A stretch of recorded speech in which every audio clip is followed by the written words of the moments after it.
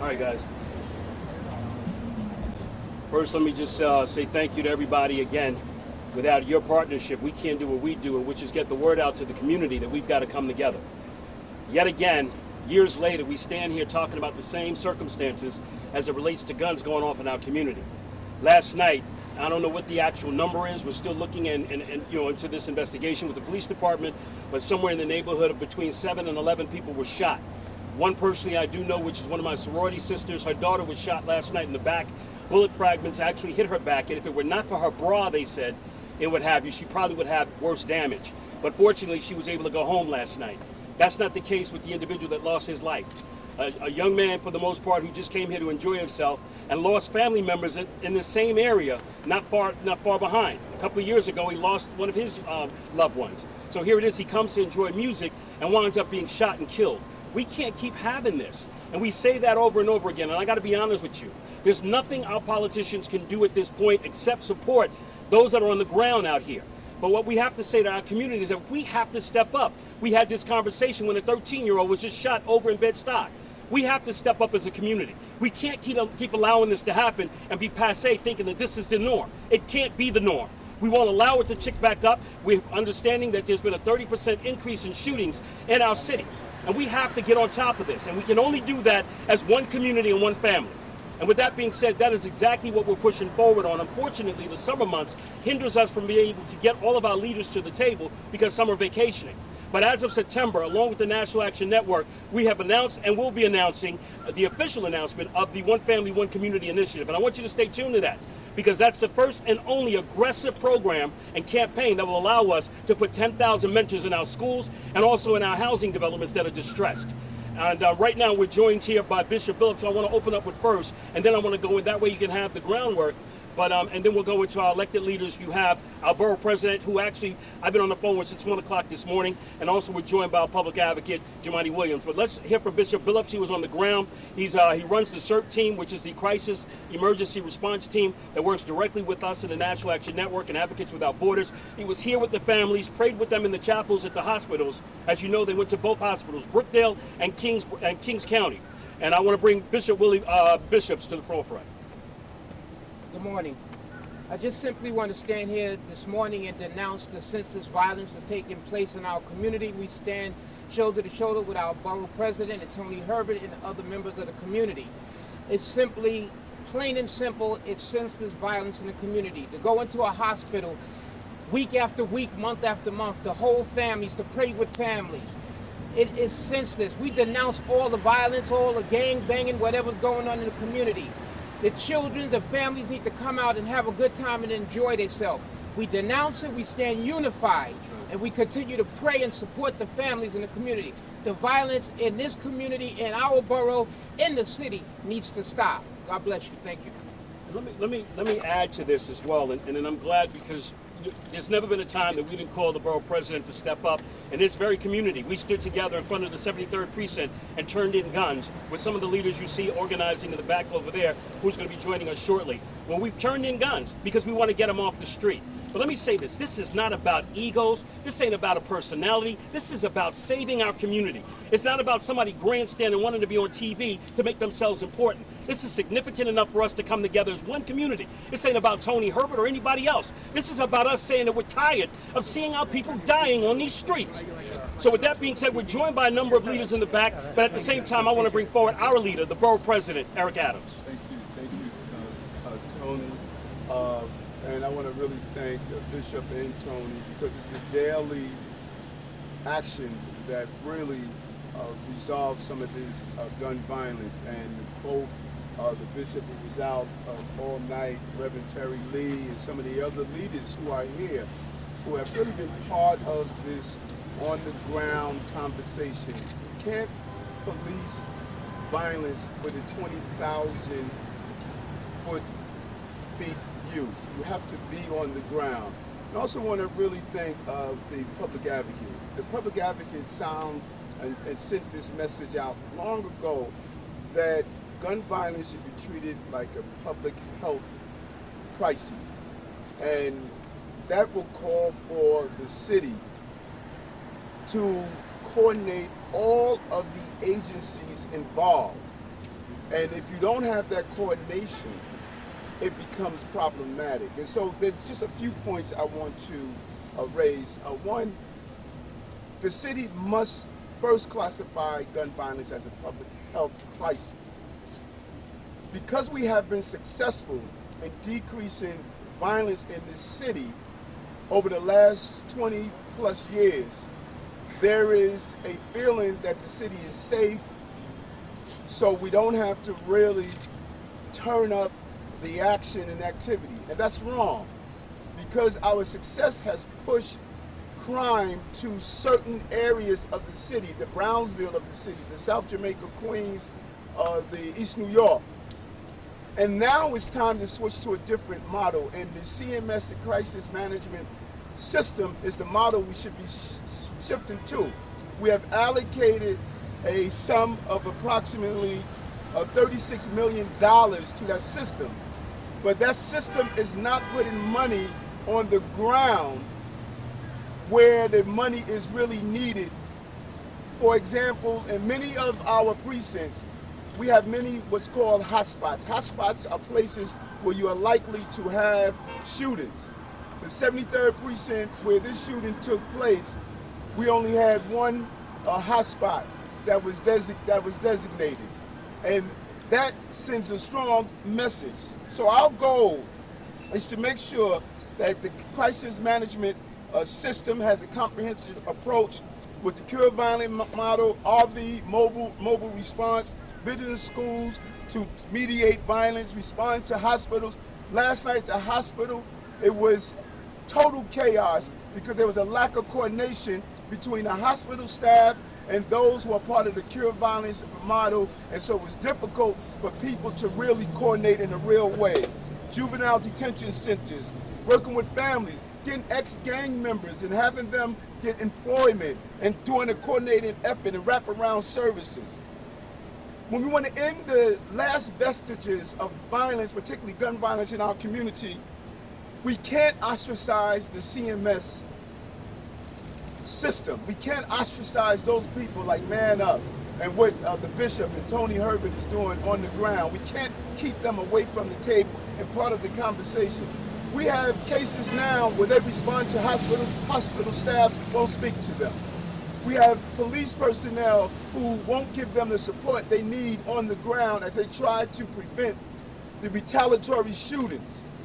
We have the Department of Education and other agencies that are involved with young people who are not giving them the support. There's a lack of coordinated effort to go after gun violence in a real way, and that needs to stop. We have many members who are part of the CMS model who are not able to meet payroll.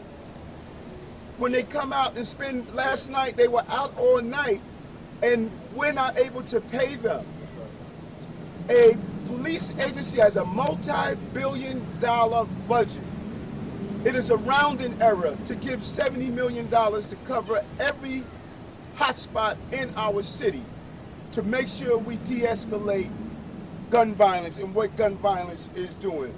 CMS is a professional approach to fighting gun violence. It has proven to be successful.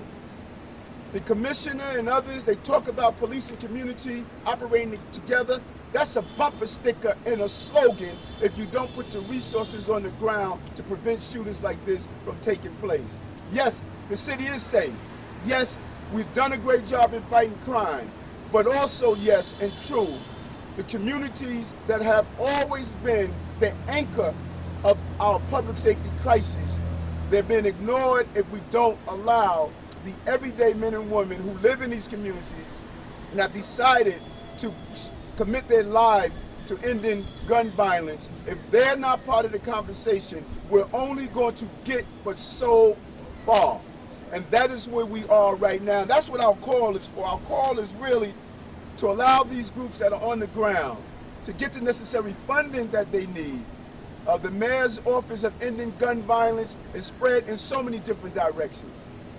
You can't do this just with men and women in blue police uniform. You have to do it with the men and women who wear blue jeans and not afraid to knock on public housing doors, NYCHA doors, go into the schools, go into the youth centers, come to events like this. We have police here, That's right. A lot of but police, this right. area is not covered under the CMS model. We are not funding areas like this. So we know we can put a lot of uniform personnel, but what about putting the personnel that live in this community? And so I commend those who were out last night. And as when I came here and saw the chaos that was on these streets, these men and women are here committing their lives to ending senseless violence. We have a gang crisis in New York City and the overproliferation of guns, and you're not going to rid our communities of this guns and this siege of gang violence if you don't communicate with a real partnership with the people on the ground. We don't need bumper sticker slogans. We need real partnership on the ground. And that's the call that I have for the police department. So I want to thank all who have come out. And again, I want to really commend our now public advocate, because he saw this and he talked about we need to treat this like a health crisis. Thank you. With that being said, I want to bring forward our public advocate, Jomani Williams, but let me just add this. When you hear him speak about these agencies coming together, that was a template we actually discussed some years ago, and I remember when Jomani brought it out, but we're actually taking it and adding to that because it was definitely the model to follow. So we're adding on to that, not just the city agencies, not just state agencies, we're also reaching out to our professional and fraternal organizations to be engaged and be involved, and that's how we're going to enhance our membership base to get people out here so we can save some lives. Next up, our public advocate, Jomani Williams. Thank you, Tony, and the Borough President, everybody who's here. I got the call around 3:45 this morning, and I haven't been really able to sleep. We had a mass shooting last night. This was a mass shooting.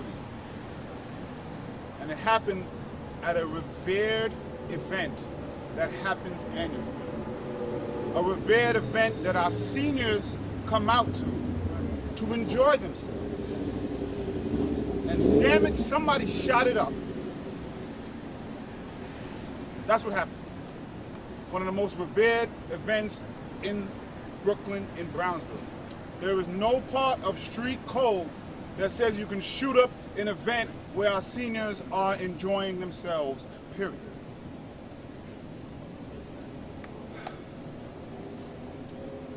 I'm just glad that people are responding. My hope is that tomorrow morning people just don't walk past this event, this park, and not stop and think about someone lost their lives and over 12 people were shot. We're not just going to go to work and go to school and pretend that that's a normal thing to happen. And many of us are here and sometimes have come to this issue from different views and different streets, but we're all here together saying we have to put all the efforts that we can to make sure that this stops. Yes, we are the safest city we've been since the 1950s. However, that means nothing to the 12 people that were shot and their families. This is a public health crisis. There are two parts. One is the supply of guns that are coming into this community. Every illegal gun was legal at some point. It is a problem.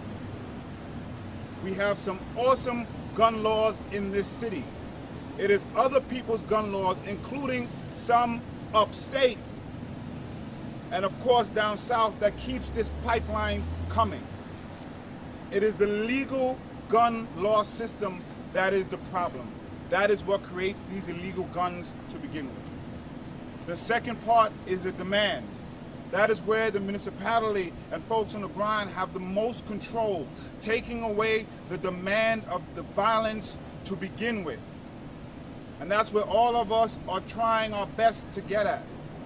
For those of you who think police do not play a role in our public safety, you are wrong.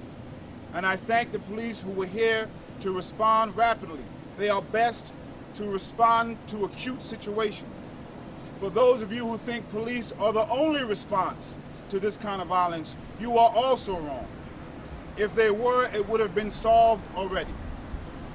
We have a complex problem which needs complex response beyond policing, as the borough president and Tony Herbert have said. Police are a multi-billion B-dollar agency. The folks in the CMS system are lucky if they're cracking $40 million. We need to fully invest in the things that we know work, and we need to do it now. We're passing over $90 billion with a B-dollar budget, and these people are waiting to get paid. That makes no sense. So my ask is that we fully fund the folks who need to do this work so that all of our areas can be covered. We have found, not just in violence and other places, that our community groups often do this work better when government moves out of the way. And to that end, at 1:30 this afternoon, I'm calling a meeting of community groups in a rapid response fashion. Whenever the city has an emergency, we have a rapid response room. We're going to do that today. It is not open to press. It is not public. It's for the groups here so that the local groups can take control and figure out what we need to do for the next 2 days, because what we understand is this has a very high likelihood of retaliatory shootings. We want to stop those retaliatory shootings. In fact, we can stop those retaliatory shootings. We put egos aside, let the community groups on the ground here take the lead. I'm hoping to have some occupied corners in the next few days, led by the local groups. I hope everybody here can be here. That's a night where we can talk to the people who are most likely to respond. Thank you. So I wanted to do this out of respect to the borough president and public advocate, because this is my opinion. So these comments are totally that of mine, and I want to be very clear about something. The radio is off. It's time for our elected officials to get in the room together, and let's come up with a plan so that we can all work together to get these guns off our street. Having conversation is politicking and coming before the cameras don't help us at all. At the end of the day, we've got to get exactly what was said, the resources in the hands of the right groups. But at the end of the day, too, we've also got to get common sense legislation. Those that understand the fact or are hearing that we have the toughest gun laws are not getting that memo. They're not getting the memo because they're shooting the guns off still. So we have to make sure that we enforce that information by rallying together to get the information out. But we can't do that unless we give something to the folks in our community to tell them that they can be safe so they can sit in their park. So a 13-year-old and a 21-year-old don't get shot just hanging out at an event. So when it's all said and done, let's stop the conversations, let's do some work, and let's get out here and make a difference in our community and stop the politics. Someone say something in Spanish?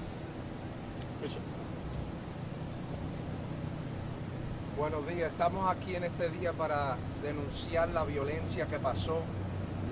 El presidente Eric Adams, también Amani Williams y también Tony Herbert y el Bishop y algunos de los líderes estamos aquí para sentarnos y traer recursos para que esto no vuelva a pasar en nuestra comunidad. ¿Qué opinas sobre lo sucedido aquí? 12 personas es mucha persona. Una persona es mucha, es demasiado. Debemos de todos juntarnos, llegar a la mesa y tratar de, en vez de discutir juntos y con todo el mundo, debemos de llegar a un acuerdo para tratar de combatir lo que está pasando, con Dios primero y luego con la persona en nuestra comunidad. Su nombre y título, por favor. Obispo David Maldonado. Thank you, guys.